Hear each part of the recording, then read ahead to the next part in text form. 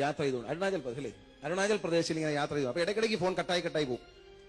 അപ്പൊ പാസ്റ്റർ പറഞ്ഞു, ഞാൻ ഗണേഷ് കുമാറിനെ ഒന്ന് കാണണമെന്ന് ആഗ്രഹിച്ചിരിക്കുകയായിരുന്നു. ഒരു 2 മാസം മുമ്പേ ഞാൻ പത്തനാപുരത്തുള്ള ഒരു സുഹൃത്തിനോട് അദ്ദേഹത്തിന് എന്നെ ഒന്ന് കാണണം എന്ന് പറഞ്ഞിരുന്നു. അപ്പൊ ഞാൻ പറഞ്ഞു, എന്നോട് പറയാൻ പറ്റൂ. അദ്ദേഹത്തിന് പറയാൻ പറ്റിയില്ല, ഞങ്ങൾ തമ്മിൽ കാണാൻ പറ്റിയില്ല. പക്ഷെ പാസ്റ്റർ ഞാൻ വിളിക്കുമ്പോൾ പാസ്റ്റർ പറഞ്ഞു, ഒരു നിമിഷം വിഷമിക്കണ്ട, ഞാൻ ഫോണിലൂടെ ഒന്ന് പ്രാർത്ഥിക്കാം.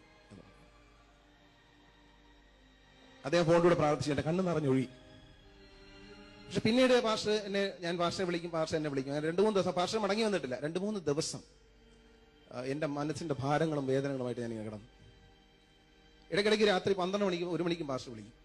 ഞാൻ അങ്ങോട്ട് വിളിക്കും. ഉറക്കമൊഴിച്ച് അദ്ദേഹം എനിക്ക് വേണ്ടി പ്രാർത്ഥിച്ചു. പക്ഷെ എന്റെ ജീവിതത്തിൽ നടന്ന കാര്യങ്ങളെല്ലാം അത്ഭുതം എന്ന് പറയട്ടെ. ഈ സഹോദരൻ എല്ലാ കാര്യങ്ങളും യേശു പറഞ്ഞു അദ്ദേഹത്തോട്, എല്ലാം അദ്ദേഹം എന്നോട് പറഞ്ഞു.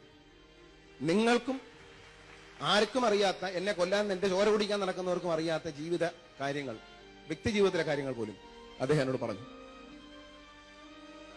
എന്നെ പല ഘട്ടങ്ങളിൽ, വളരെ പ്രതിസന്ധിയുള്ള ഘട്ടങ്ങളിൽ തരണം ചെയ്യാൻ ഒരുപക്ഷെ യേശുവിന്റെ പ്രാർത്ഥന എനിക്ക് ഫലം ചെയ്തിട്ടുണ്ട്. ഞാനിത് പറയുമ്പോൾ നാളെ ഏതെങ്കിലും ചാനൽ എടുത്തുകൊണ്ട് പോയിട്ട് വികട കവിയൊക്കെ ആയിട്ട് ഇടും. അതിലെനിക്ക് വിഷമമൊന്നുമില്ല, അതൊന്നും ഞാൻ അത്ര കാര്യമാക്കിയിട്ടില്ല. പക്ഷേ സത്യം എവിടെയും പറയാതിരിക്കാൻ പറ്റൂല. യേശു ദൈവമാണ്. ആ ദൈവത്തെ എന്റെ അമ്മ എനിക്ക് വളരെ ചെറുപ്പത്തിൽ പറഞ്ഞു തന്നു. പക്ഷേ